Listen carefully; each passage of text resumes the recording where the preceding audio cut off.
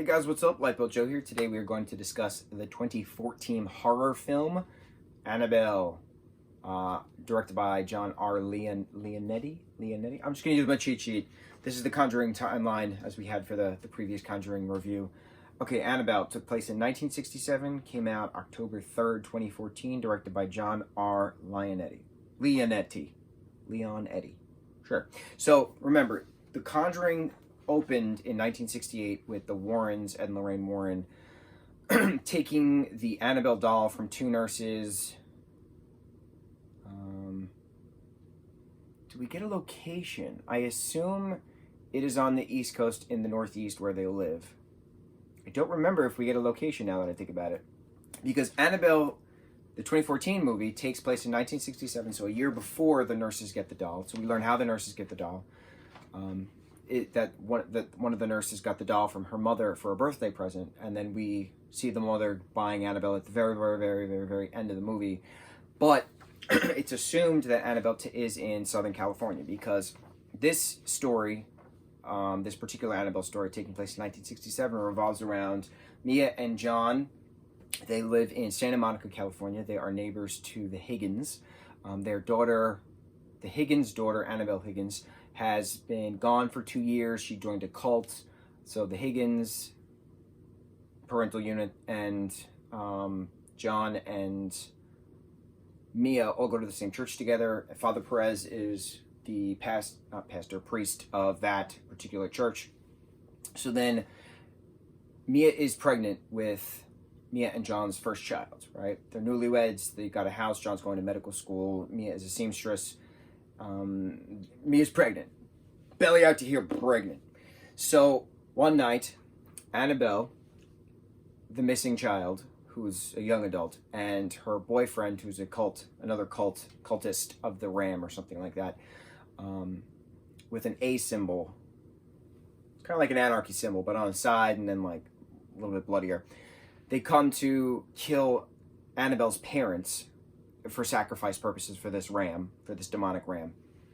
And so they then go to Mia and John and try to kill Mia's baby, but fails, and then John eventually, knocks the guy out, knocks Annabelle out, and then the police come, shoots the guy. Annabelle winds up killing herself in the nursery, and then her blood goes into the doll's, because the doll's not named technically in this film.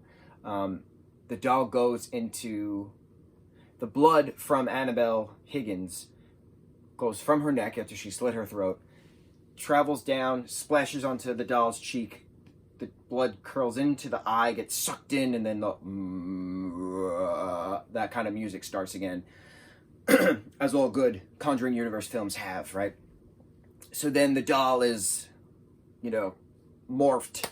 So there's this always, and we learn who this young girl is, this young ghost girl who always appears with the Annabelle doll in Annabelle Creation. We learn who she is.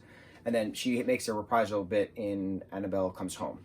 But right now we don't actually know who she is. So we've seen her twice, I think, within The Conjuring, and then with this one as well, like little footsteps running, stuff like that. So then the demon, this ram demon, is using the doll as a conduit, as a vessel, basically. So that way, it always demands a soul. So John and Mia eventually move out of the house after Mia is attacked by now Annabelle's spirit, malevolent spirit. They move to an apartment complex in Pasadena. I think that's what it was. I think they went from Santa Monica to Pasadena. And then there they meet this woman, Evelyn, whose daughter passed away years ago because Evelyn was drunk driving, etc. Right? So, and again, we're in 1967. So the apartment complex is, getting all spooky and haunted because of all these things. Gabriel Bateman, he's from Lights Out. He's from the brand new Child's Play reboot. Love Gabe Bateman. He has a tiny little role in this film. He's the kid running on the stairs telling his sister not to talk to Mia because she's a stranger. And he's like, I said don't talk to her. He's just so sarcastic and witty. He's a great actor. I'm so excited for what he's done within the horror realm and then for what he's going to do moving forward.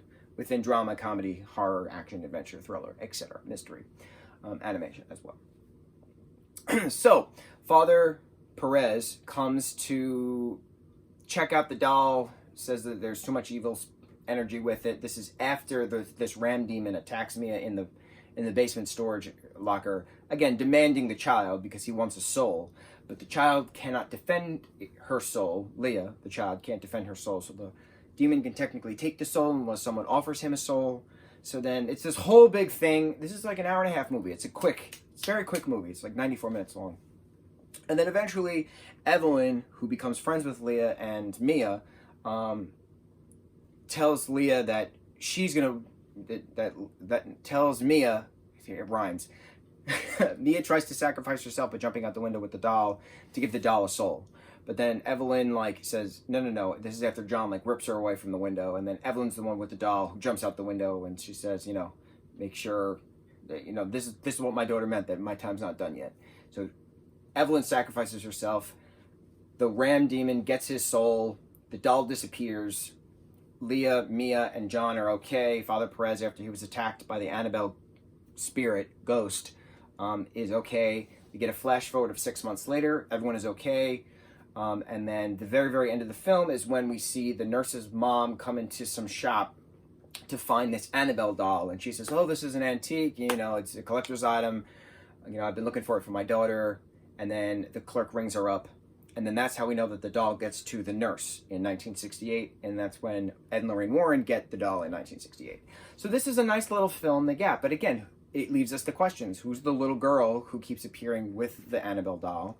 Why does Annabelle Higgins like the doll so much in general, right? So you have 2 females attached to this doll, plus a ram demon thing attached to this doll. You got 3 different entities, 2 humanoid, 1 not humanoid, attached to this particular doll, attached to this particular vessel, attached to this particular conduit. Why? I guess we have to watch more movies to find out.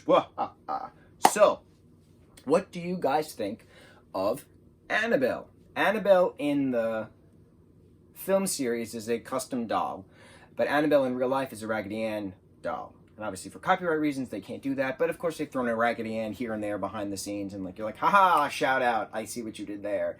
And it's nice seeing the little behind the scenes and the deleted scenes, knowing that there was a lot of spooky things that happened on set. Light fixtures falling and that anarchy sign popping up on one of the guys' ceilings at night. Little things, spooky stuff. But spooky stuff happens. And spooky stuff definitely happens a lot when you're doing spooky movies. So, to spooky all, spooky season.